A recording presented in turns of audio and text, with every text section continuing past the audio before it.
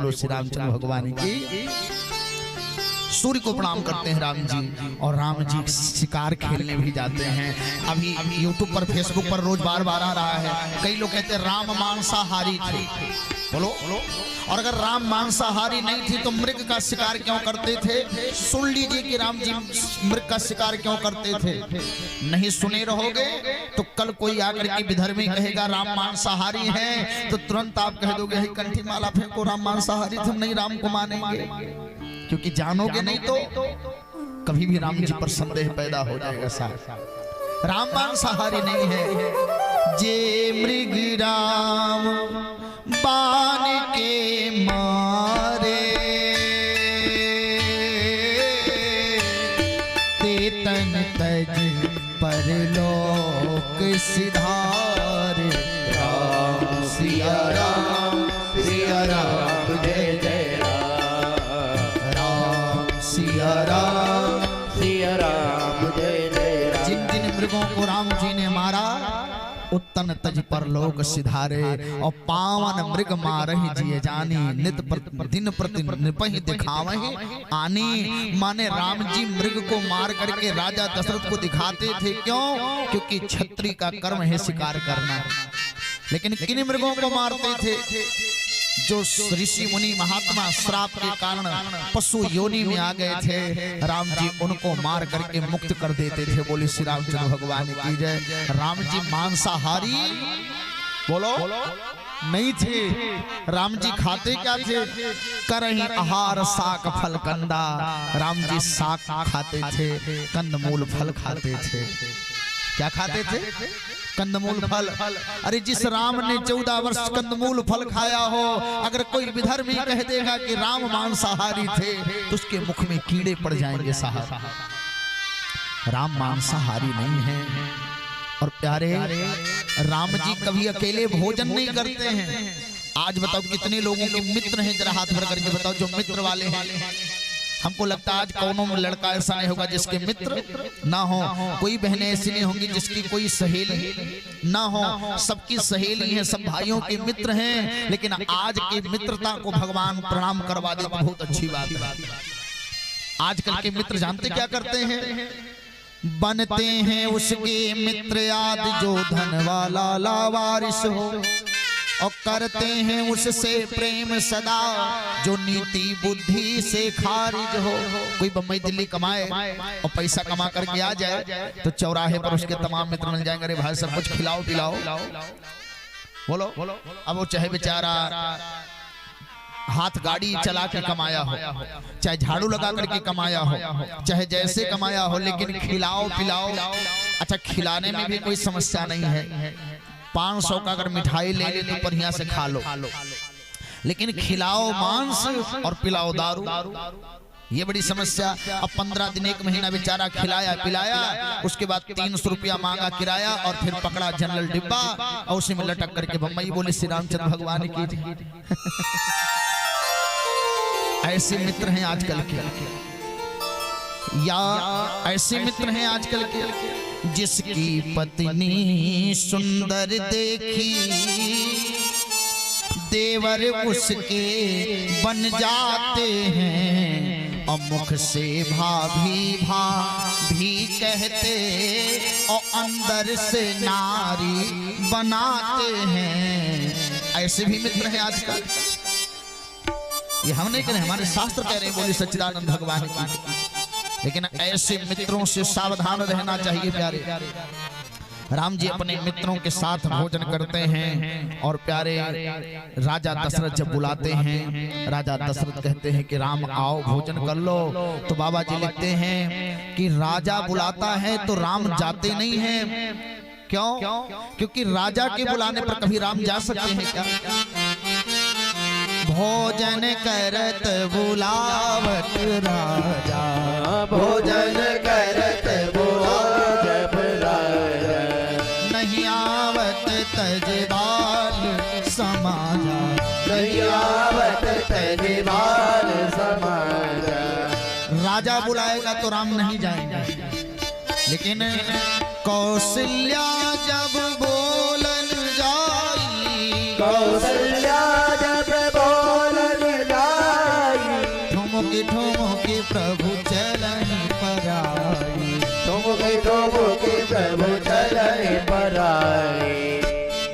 9:44 हो रहा है।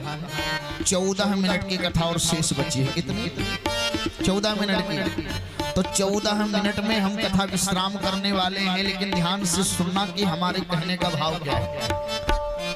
भोजन करत बोल जब राजा, भोजन करते समय राजा बुलाते हैं तो नहीं जाते हैं, लेकिन जब कौशल्या बुलाती हैं तो चले जाते हैं। क्यों? क्योंकि कौशल्या है जननी, और कभी भी किसी बच्चे को अपनी माँ को नाराज नहीं करना चाहिए, क्योंकि महात्मा का अंतिम अक्षर माँ, परमात्मा का अंतिम अक्षर माँ। तो जिसने माँ को नाराज कर दिया वो ना यहाँ का है, ना वहाँ का है, ना महात्मा का है, ना परमात्मा का है।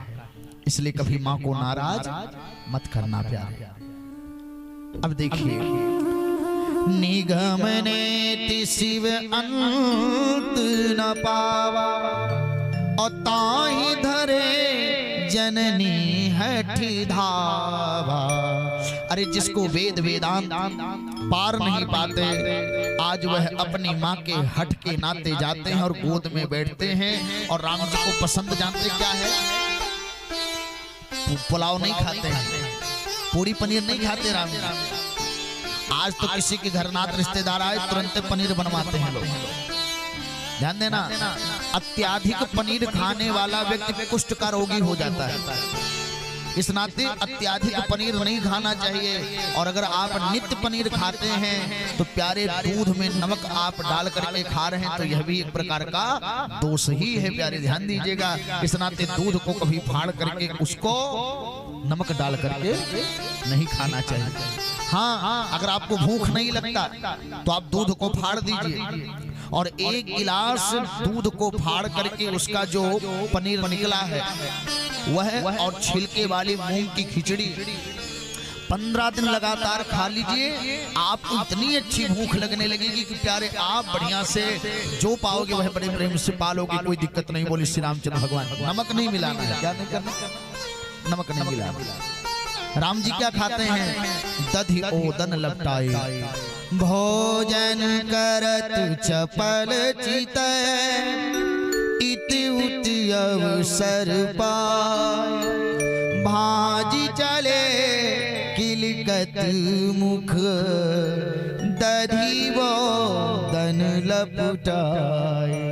दही और भात भगवान को प्यारा लगता है। आवाज तो घर घर से दही चला गया, दूध चला गया।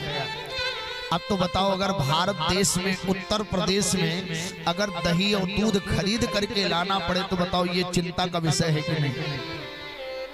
आज घर का शोभा है कुत्ता, घर पे कुत्ता पाला जाता है, लेकिन गाय कोई पालने वाला नहीं है। और ध्यान देना, गाय के दूध को अगर आप अपने बच्चे को पिलाओगी तो आपका बच्चा मस्तिष्क से भी और शरीर से भी दोनों से मजबूत बनेगा। कई माताएं कहती हैं भैंस का दूध पिलाते हैं बच्चे को। अरे जब भैंस का बच्चा 1 महीना खुद नहीं चल पाता तो आपके बच्चे में चंचलता कहां से लाएगा?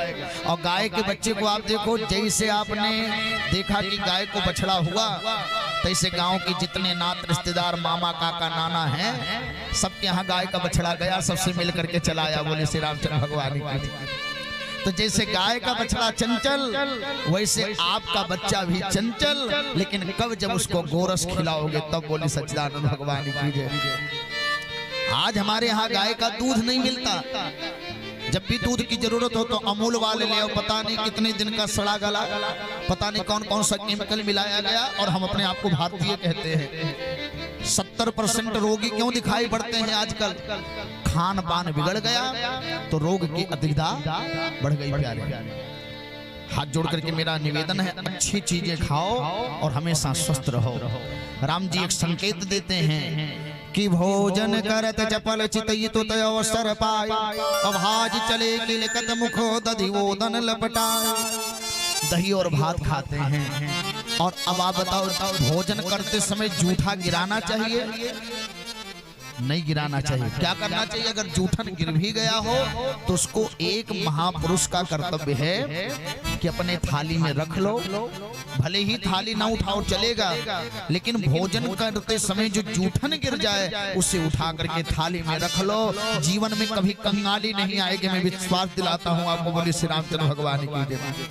अपना अंडरवियर अगर आप धुलते हो तो समझ लो कि जीवन में आपकी कभी रोग नहीं आएगा। आपके घर में कभी कोई, आप अपने घर की पत्नी हो, आपकी बेटी हो, आपकी बहन हो, उससे अगर आप अपना अंडरवियर धुलवाते हो, यह भी अपराध है। ये ध्यान दीजिए, अपने स्वयं धुलो। थाली का जूठन अपने स्वयं उठाओ। आप जब भी भोजन करने बैठो तो प्रयास करना कि भोजन रसोई से बाहर करिए। रसोई में बैठ करके अगर कोई महिला या कोई पुरुष भोजन कर रहा है तो आप अपने घर में दरिद्रता और रोग को निमंत्रण दे रहे हो। बोले श्री रामचंद्र भगवान की जय। अगर आप चाहते हो घर में हमेशा वृद्धि रहे तो जब भोजन बन जाए रात्रि के समय में 1 बाल्टी पानी रसोई में मेरी माताएं रख दिया करें। बाथरूम में 1 बाल्टी पानी जरूर रख दिया करें और घर के मुख्य द्वार पर कलश रख दिया करें। ऐसे घर में कभी दरिद्रता झांकेगी नहीं, मैं विश्वास दिलाता हूँ आपको। बोले श्री रामचंद्र भगवान की जय। तमाम सूत्र है हमारे देश में, लेकिन कोई फॉलो नहीं करता साहब। हमारा क्या है, हम तो बता के चले जाएंगे, मानो न मानो आपकी मर्जी। राम जी दही भात खाते हैं और जूठन छींट देते हैं। तो किसी ने कहा राम मर्यादा पुरुषोत्तम है, लेकिन जूठन क्यों छींट देते हैं? तो वहीं एक काघुसुंडी जो कौवा के रूप में है, 5 साल तक काघुसुंडी जी अयोध्या में राम जी का जूठन खा करके बड़े हुए। इस नाते प्यारे राम जी ने अपना जूठन गिरा दिया कि काघुसुंडी जी हमारा प्रसाद पाले। ये नहीं कि राम जी मर्यादा पुरुषोत्तम है इस नाते उन्होंने जूठन गिरा दिया, बल्कि किसी का पेट भरना था, इसलिए राम जी ने जूठन गिराया। और प्यारे अपने मित्रों को भोजन कराते हैं। जब भी आप धनवान बने ना भैया तो एक संकल्प लीजिए कि मेरे अगल बगल में कोई भूखा नहीं सोने पाएगा। ये हम संकल्प लेंगे। अगर आपके पास धन है तो आप एक संकल्प लीजिए कि हमारे देश की कोई बेटी का बाप अगर आत्महत्या करने को मजबूर हो और हम अपने बेटे के विवाह में 50 लाख खर्चा कर रहे हो तो समझ लेना तुमसे बड़ा मूर्ख कोई नहीं हो सकता। क्योंकि उस बेटी का बाप मर रहा है, पैसे नहीं उसके पास, और तुम अपने बेटे के विवाह में 50 लाख खर्चा कर रहे हो। ये मानवता है क्या?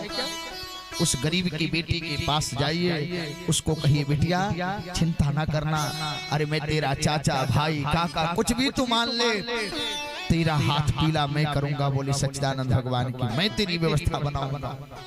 क्या कोई बेटी का बाप आत्महत्या करेगा? आप बताओ, यज्ञ का पैसा इकट्ठा हो जाता 5 लाख, भंडारे के लिए 10 लाख इकट्ठा हो जाता है। और अगर गांव के क्षेत्र के लोग एक संकल्प ले लें कि हम भी चंदा इकट्ठा करके किसी बेटी के बाप के हाथ में रख देंगे, ना तो वह कर्जे के बोझ में दबा रहेगा और ना कोई बेटी किसी गलत मार्ग पर जाएगी। हमारे भारत देश में एक ऐसी संस्कृति आएगी कि कोई अपनी बेटी को बोझ नहीं समझेगा, क्योंकि उसको पता है कि हमारे समाज में दानी बहुत है। बोले श्री रामचंद्र भगवान की। ये भी आप लोगों को पहल करनी चाहिए। बोलो। और जब ये पहल होगा तो कोई दलित भाई, कोई शोषित भाई, कोई भी ब्राह्मण, कोई भी क्षत्रिय, कोई भी वैश्य, कोई भी व्यक्ति किसी धर्म को नहीं अपनाएगा, केवल अपने सनातन धर्म में रहेगा। क्योंकि भैया जब आप अकेले पड़ोगे तो आपके सनातनी आपके साथ खड़े रहेंगे। बोली श्री रामचंद्र भगवान की जय। ये भी नियम आपको लेना चाहिए। यह सब चरित कहा हम गाई और आगिली कथा सुनहु मन लाई। ये सब कथा मैंने कहा, अब आगे की कथा आप लोग ध्यान से सुनिएगा। एक महात्मा है जिनका नाम है विश्वामित्र। विश्वामित्र महामुनि ज्ञानी बसहि विपिन सुव आश्रम जाने, लेकिन डरते हैं साहब। क्यों डरते हैं? क्योंकि आज भी आतंकवादी हैं और तब भी आतंकवादी थे। बोलो, क्या आतंकवादी समाप्त हो गए? नहीं, तब भी आतंकवादी थे और आज भी आतंकवादी हैं। लेकिन सनातनियों, तुम सिपाही की तरह खड़े हो, इस नाते आतंकवादी दुबक करके बैठे हुए हैं। और जिस दिन तुम्हारा एकता भंग हो गया, फिर से आतंकवादी आकर के तुम्हारे भाई को, तुम्हारे बहन को, तुम्हारी बेटी को अत्याचार करते हुए तुम्हारे सामने से लेकर के जाएंगे, उनको मारेंगे, पीटेंगे, सताएंगे, कुछ नहीं कर पाओगे। इस नाते ये मुष्टिका कभी अलग नहीं करना। बोली श्री रामचंद्र भगवान की जय। 5 अंगुलियां अगर एक हैं तो मुष्टिका से किसी के ऊपर प्रहार करोगे तो मुंह के बल गिर जाएगा, और एक अंगुली से किसी को मारोगे तो अंगुली तुम्हारी टूटेगी, अगले का कुछ बिगड़ने वाला नहीं है। एक बने रहो, संगठन में रहो। लेकिन हमारे यहाँ 2 समय लोग संगठित होते हैं, जानते कब? एक जब कोई मर जाता है तब उसको उठाने के लिए, और एक जब कोई संपन्न हो जाता तो उसको गिराने के लिए। गजब की एकता देखी है हमने इस जमाने में, मुर्दा को उठाने में और जिंदा को गिराने में। आप आगे बढ़ जाइए तो लोग सोचते हैं इसको पतन कैसे करो, ये हमसे आगे निकल गया। और अगर कोई मर गया तो लोग कहते हैं भैया चलो 4 ठो लकड़ी उठा लो, जाने से पुण्य मिलेगा। लेकिन प्यारे, केवल किसी के मरने पर इकट्ठे मत हो, जीते जी इकट्ठे हो जाओ तो जो समाज में लोग घुट घुट करके मर रही है, घुट घुट करके मरना बंद हो जाएगा।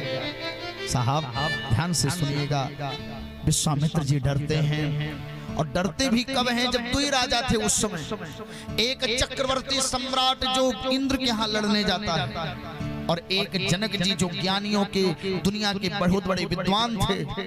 लेकिन फिर भी विश्वामित्र जी डरते हैं, क्योंकि एक अपनी बिटिया में फंसा है और एक अपने बेटा में फंसा है। न राजा दशरथ को राष्ट्र की चिंता है, न राजा जनक को राष्ट्र की चिंता है। उस समय हमारे भारत देश का एक महात्मा आगे आया।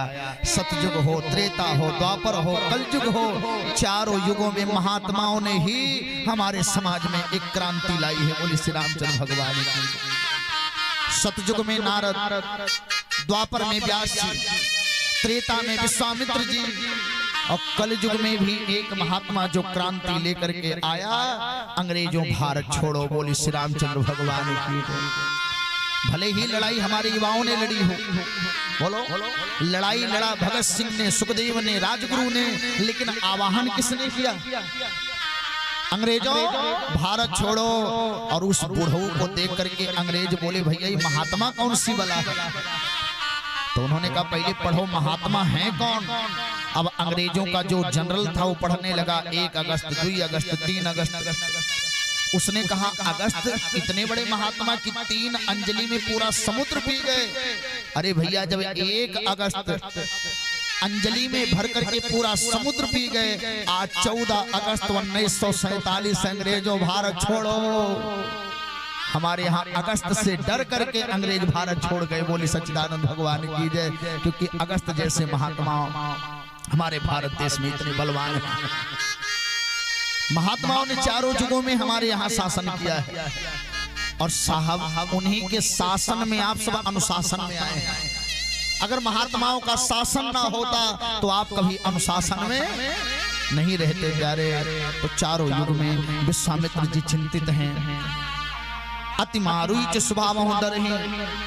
इतने में विश्वामित्र जी को लगा कि अयोध्या में राम जी का अवतार हो गया है, जाकर के राम को मांगूंगा।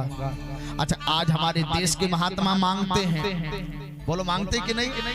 विधायक जी से परिचय है, विधायक जी 11,000 रुपया दीजिए, भंडारा कराना है। मंत्री जी 5,000 दीजिए, धर्मशाला बनवाना है।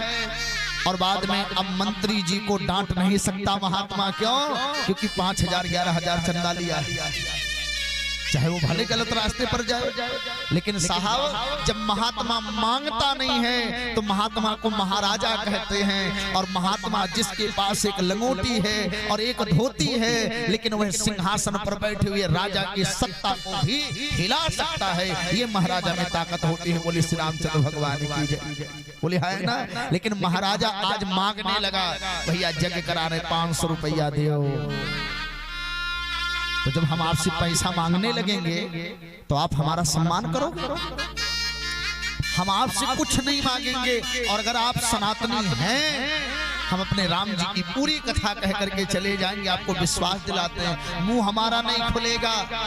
और आप जब भी अपने आप को अकेला समझना, चाहे वह युद्ध के क्षेत्र में, चाहे किसी भी क्षेत्र में, या किसी बहन बेटी के विवाह की व्यवस्था हो, वहां भी अगर आपको चंदे की जरूरत पड़ेगी, या किसी बेटे की पढ़ाई को जरूरत हो, वहां चंदे की जरूरत पड़े, तो आप आलोकानंद को फोन लगाना, मैं आपके साथ तन मन धन से खड़ा रहूंगा।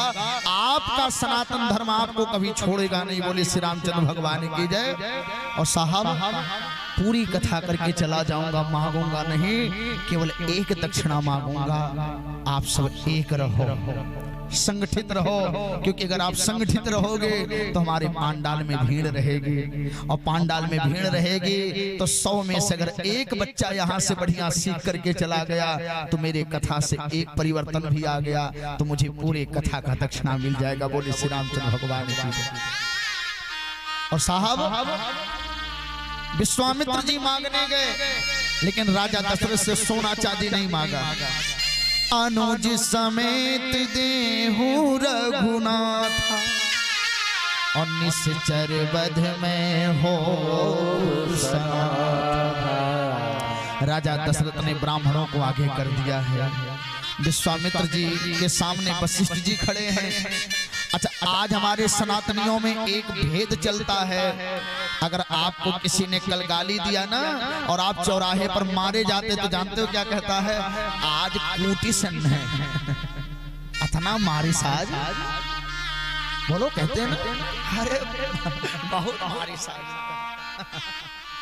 ये कायरता आपके जीवन में आ रही है, क्योंकि जो आज उसको मार करके गया उसका हौसला बुलंद हो गया। अब कल वह तुम्हारे घर आएगा, तुम्हें मारेगा, तो अब तुम्हें भी बचाने वो अगला नहीं आएगा, क्योंकि वो तुम्हारा दुश्मन है ना। साहब, यही मैं आपसे निवेदन करने आया हूँ। विश्वामित्र जी ने वशिष्ठ जी के 100 पुत्रों का कत्ल कर दिया था। कितने? विश्वामित्र जी ने वशिष्ठ जी के 100 पुत्रों का कत्ल कर दिया था।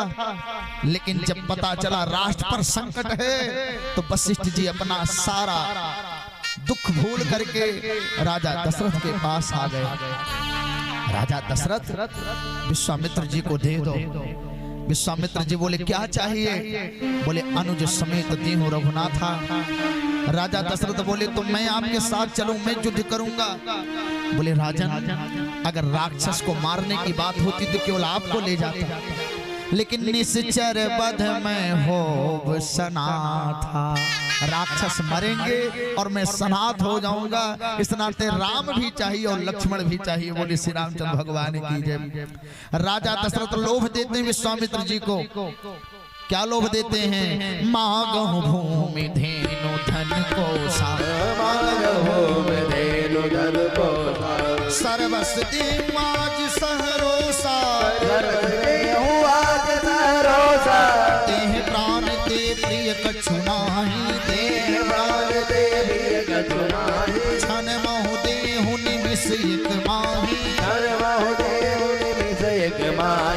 देह दे दूंगा, प्राण दे दूंगा, धेनु भूमि धन कोष सब ले जाओ, लेकिन राम नहीं दूंगा। अच्छा, आप हिंदुओं से मैं पूछना चाहता हूँ, कोई विदेशी आए और आपको कह दे 1 करोड़ रुपया ले लो और हमारे टीम में आ जाओ, तो कितने हिंदू ऐसे हैं जो राम को प्रेम करेंगे, धर्म नहीं बदलेंगे? जरा हाथ ऊपर करके बताओ। आपको राम की सौगंध है, अगर आप सच्चे सनातनी हो तो पैसे को ठोकर मार देना, धन को ठोकर मार देना, क्योंकि धन तो आएगा जाएगा, लेकिन अगर तुम्हारी संस्कृति नहीं बचेगी तो सब कुछ चला जाएगा। बोली श्री रामचंद्र भगवान की जय। राजा दशरथ से विश्वामित्र जी कहते हैं ये सब हटाओ राजा दशरथ, मुझे राम चाहिए। क्या मांगा? जोर से बोलो। राम मांगा। और आज हमारे यहाँ देखिए लोग पैसा वाले हैं, पैसा लेकर के राम भी बेच दे। कई लोग कहते राम प्रकट क्यों नहीं होते? राम को पता है सौदा हो जाएगा, हमको विदेश से बेच देंगे लोग। बोले सच्चिदानंद भगवान की जय। इसलिए भगवान प्रकट नहीं होते साहब। बोले श्री रामचंद्र भगवान की जय। किसी ने कहा रे शुक्र है परदानसी तू पर्दे में है, वरना तुझे बेच देंगे तेरे चाहने वाले। राम जी को बेच डालेंगे साहब। ऐसे ऐसे सौदागर बैठे समाज में। लेकिन प्यारे ध्यान से सुनना, राम को मांगा विश्वामित्र जी के सामने। राजा दशरथ बोले गुरुदेव राम नहीं दे सकता, भले ही प्राण ले लो। वशिष्ठ जी से कहा गुरुदेव मैंने पहले कहा था रामचंद्र मंत्र रखो। कहा क्यों? कहा कुछ दिन पहले आपने हरिश्चंद्र रखा था, तब भी यही महात्मा आया था, और आकर के हरिश्चंद्र को भी इसने ऐसा परेशान किया कि मरघट में जाकर के बेचारे को नौकरी करनी पड़ी। बेटे को ब्राह्मण के घर बिकवा दिया, पत्नी को बिकवा दिया। आज फिर रामचंद्र है, फिर भी यही आया। तो वशिष्ठ जी बोले जरूरी नहीं कि हर बार सब गलतियां करें, कभी कभी गलती सुधारने के लिए भी लोग आते हैं। आपका बेटवा सांवला है और इनके तमाम चेला हैं और कहीं ले जाकर के आपके बेटवा का विवाह करा देंगे, नहीं तो तीनों कुंवारे रह जाएंगे उसी के चक्कर में। तब वशिष्ठ बहुविधि समझावा, नृप संदेश नाश कह पावा। जब वशिष्ठ जी ने बहुविधि, बहु माने पतो ही कैसे आवे, ये विधि समझाया, राजा दशरथ का संदेह नष्ट हुआ।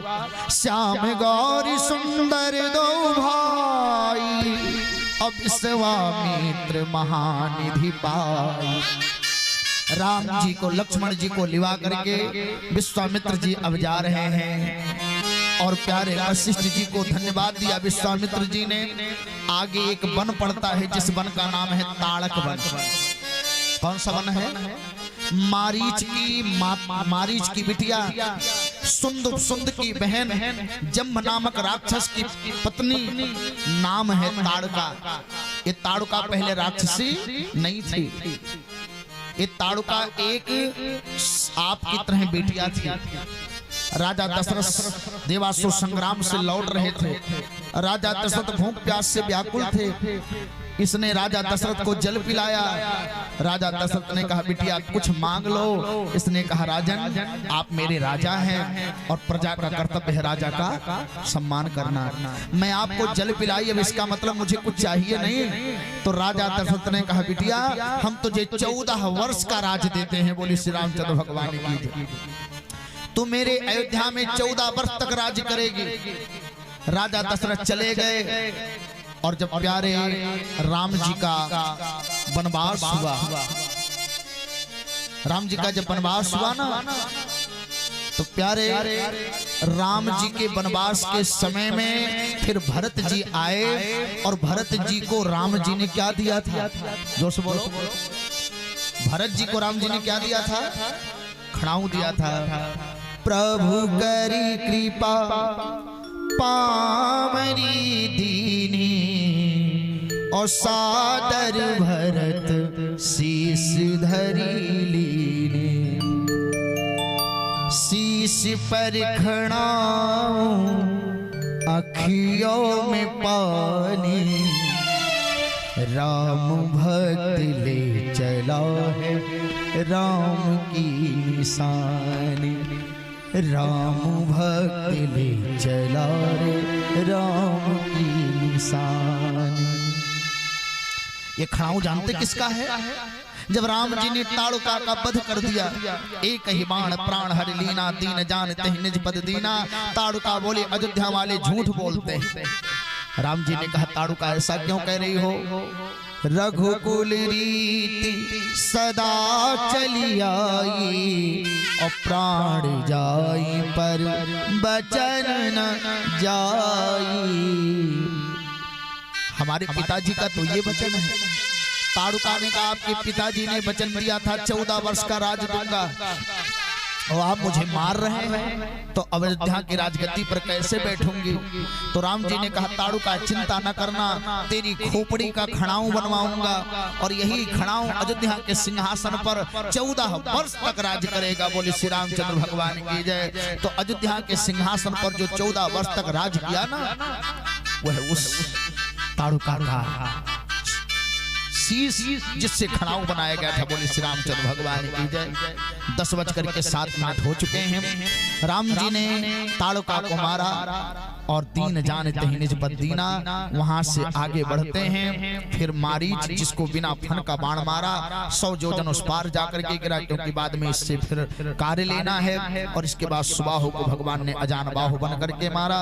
और इसके बाद जब इन सब की मृत्यु हो गई, तमाम राक्षसों की मारी 100 योजन पार गया। इसके बाद विश्वामित्र जी कहते हैं राम एक यज्ञ पूरा हो गया, अभी एक यज्ञ और बाकी है।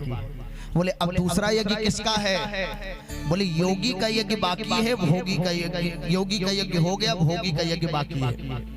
तो जैसे राजा दशरथ पुत्र श्री राम जी ने सुना, बाबा जी कहते हैं कि धनुष यज्ञ सुनी रघुकुल नाथा,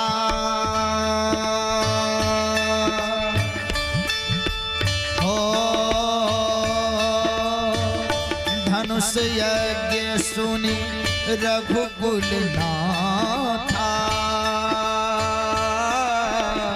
हरसि चले मुनिवर के साथा। राम सिया राम जय जय राम, राम सिया राम जय जय राम। आज विश्वामित्र जी चलते हैं और प्यारे अब आप लोग पूछेंगे कि धनुष यज्ञ सुन रघुकुल नाथा, राम जी हंसे का है? राम जी को निमंत्रण नहीं मिला है और फिर भी जा रहे हैं। अच्छा, आज कितने लोगों को निमंत्रण मिला है फिर भी ठुकरा रहे हैं, बोले श्री रामचंद्र भगवान। और राम जी को निमंत्रण नहीं मिला है तब भी जनकपुर जा रहे हैं। और जैसे राम जी गए, ध्यान से सुनना, एक बहुत विचित्र बात बताने जा रहा हूँ। राजा दशरथ जी को निमंत्रण क्यों नहीं मिला था? कारण जान लीजिए। कारण उसका ये है कि एक व्यक्ति कथा सुन करके मन में विचार आया, चलो सधुआए जाए। और जैसे सधुआने गया, पत्नी को छोड़ दिया। एक बंदर और बंदरी तपस्या कर रहे थे, एक बंदर और बंदरी बैठे थे ऊपर, और एक साधु वहां नीचे तपस्या कर रहा। बंदर ने बंदरी से कहा, इतना पाखंडी है ये, पत्नी को रोता छोड़ करके आ गया। अब जैसे सोचा कि मेरी तपस्या पूरी नहीं होगी, भागा। और जब भागा और प्यारे भागते हुए जा रहा है, तब तक किसने देखा क्या कि एक बैलगाड़ी अटकी है महात्मा की। महात्मा ने कहा, भैया मेरी बैलगाड़ी निकलवा दो। लेकिन जब ये बात नहीं माना तो महात्मा ने श्राप दे दिया, जैसे अपनी पत्नी का मुंह देखेगा गधा बन जाएगा।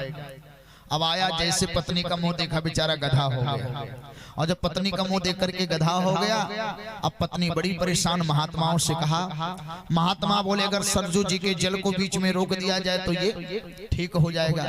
सरजू जी के जल से अभिषेक कराया गया, और बाद में जब यह ठीक हो गया, तो जब ठीक हो गया तो उसी समय राजा दशरथ, राजा जनक सब वहां खड़े थे। जनक जी ने देखा कि राजा दशरथ अपने नहीं आए और केवट को भेज करके सरजू जी के जल को बीच में रुकवा दिए।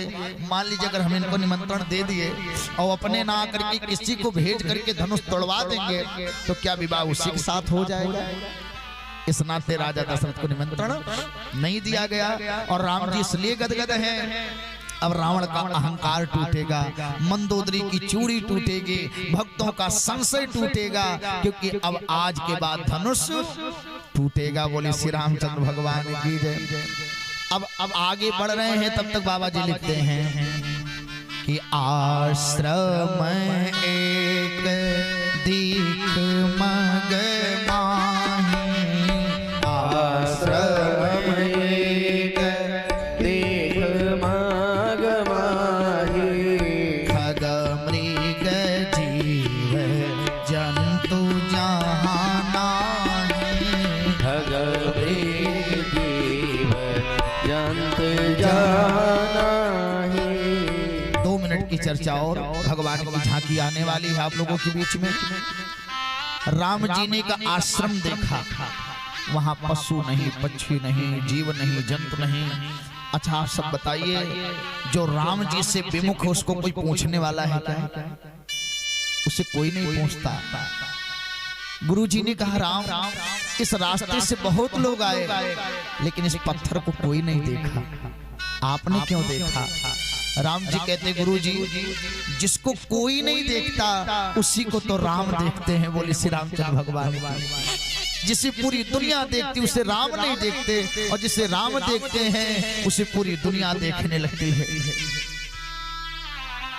गुरु जी को है कौन? तो कहते हैं ये गौतम नारी श्राप बस उपल दे धरी धीर, चरण कमल रज चाहती, कृपा करहु रघुवीर, कृपा करहु रघुवीर। ये अहिल्या शंकर जी की बिटिया थी। किसकी? शंकर जी की। तो जब शंकर जी की बिटिया अहिल्या विवाह के योग्य हुई तो शंकर जी ने जाकर के इंद्र के साथ अहिल्या का विवाह तय कर दिया, और पार्वती जी ने गौतम जी के साथ विवाह तय कर दिया। और एक ही दिन पर दुई दुल्हा आए। अब बताओ दुल्हन एक और दुल्हा दुई तो विवाह कैसे हो? और तब तक कान में आवाज आई श्रीमन नारायण नारायण नारायण, श्रीमन नारायण नारायण नारायण, लक्ष्मी नारायण नारायण नारायण, लक्ष्मी नारायण नारायण नारायण, श्रीमन नारायण नारायण नारायण, श्रीमन नारायण नारायण। नारद जी ने कहा कि प्रतियोगिता किया जाए। कहा कैसे? का दोनों के खेत में जौ बोया जाए और जिसके खेत का जौ सुबह तक बचा रहेगा वही विजेता, वही दुल्हा बनेगा।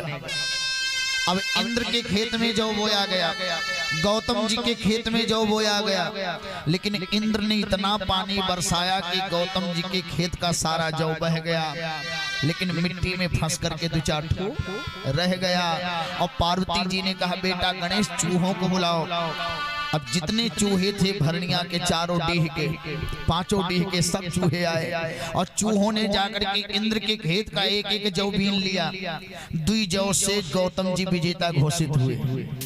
और जब विवाह हो गया, लेकिन अहिल्या माता चाहती थी इंद्र हमारे पति बने, और यही कारण था वाल्मीकि रामायण में लिखा है कि एक दिन इंद्र ने जब गौतम जी स्नान करने गए थे, इंद्र आए, अहिल्या ने उनसे समागम किया। उसके पश्चात गौतम जी ने श्राप दे दिया, और जब श्राप दे दिया कि तुमने मेरे समाज में रह करके समाज को कलंकित किया है, तू तो जड़मत है, जा तू पत्थर हो जा। बोले सच्चिदानंद भगवान की जय। जैसे ही अहिल्या को पत्थर होने का श्राप दे दिया, इसके बाद उनके बेटे हैं जिनका नाम है सतानंद, सतानंद को श्राप दे दिया दरिद्र हो जाओ। और अहिल्या की बिटिया हैं जिनका नाम है अंजनी, जो हनुमान जी की माता हैं, उनको श्राप दे दिया बिना ब्याहे तुमको पुत्र प्राप्त होगा, ऐसा श्राप मिल गया प्यारे। बाद में जब गौतम जी का क्रोध उतरा तो अहिल्या को कहा कि राम जी आएंगे तब तुम्हारा उद्धार होगा। इसके पश्चात अंजना से कहा हनुमान जी तुम्हें प्रकट होंगे तब तुम्हारा उद्धार होगा, और सतानंद जब तुम राम जी का विवाह करोगे तब तुम्हारा उद्धार होगा। और इस प्रकार से तीनों को वरदान देकर के गौतम जी चले गए। अहिल्या हो गई बेचारी पत्थर, राम इनको स्पर्श करके मुक्त कर दो। राम जी कहते ये ब्राह्मण है और हम क्षत्रिय हैं। विश्वामित्र जी ने कहा भूल मत करना, अगर तुम क्षत्रिय हो तो परशुराम और वामन कौन बन करके आया था? राम जी बोले ये स्त्री है, हम पुरुष। बोले चुप रहो, मोहिनी बन के कौन आया था? और नारी नारी को पकड़े तो कोई दिक्कत नहीं, लेकिन नारी अगर पुरुष का हाथ पकड़े तो अपराध है। बोले सच्चिदानंद भगवान की। तो जब राम जी समझ गए कि गुरुदेव हमारी सारी बात जान गए हैं, तो तुरंत गुरु जी को दिखाने के लिए राम जी ने पांव से धरती को कुरेदा, थोड़ी सी मिट्टी निकली और पर सत पद पावन शोकन सामन प्रकट भई तप पुंज सही। प्यारे माता को अहिल्या जी का उद्धार हुआ, लेकिन आप सब इतनी दिन से कथा सुनने, बताइए अहिल्या जी का उद्धार क्यों हुआ? राम जी ने कहा लक्ष्मण, अहिल्या में कौशल्या का आधा शब्द है, तो मैं अगर अहिल्या का उद्धार नहीं करूंगा तो दुनिया वाले कहेंगे कि राम ने कौशल्या का उद्धार कर दिया लेकिन अहिल्या का उद्धार नहीं किया। तो रज से इनका पतन हुआ है, इस नाते रज से ही इनका उद्धार करेंगे। गई बहोरी गरीब निवाजू सरल सबल साहिब रघुराजू। राम जी ने सत्य लौटा दिया और गौतम जी ने आशीर्वाद दिया राम जी को। जानते कौन सा आशीर्वाद दिया? रघुपति राघव राजा राम और पतित पावन। अभी तक इतना पद भी मिल गया, लेकिन हे राम अब आपने अहिल्या का उद्धार कर दिया, पतित पावन। अब आगे जनकपुर जाओ और जाकर के सीता, उसी दिन से ये बन गया क्या? रघुपति राघव राजा राम। झांकी लेकर के आए, पतित पावन सीताराम। रघुपति राघव राजा राम, पतित पावन सीताराम। कमला विमला प्यारा नाम, जय बोलो प्यारे हनुमान। कमला विमला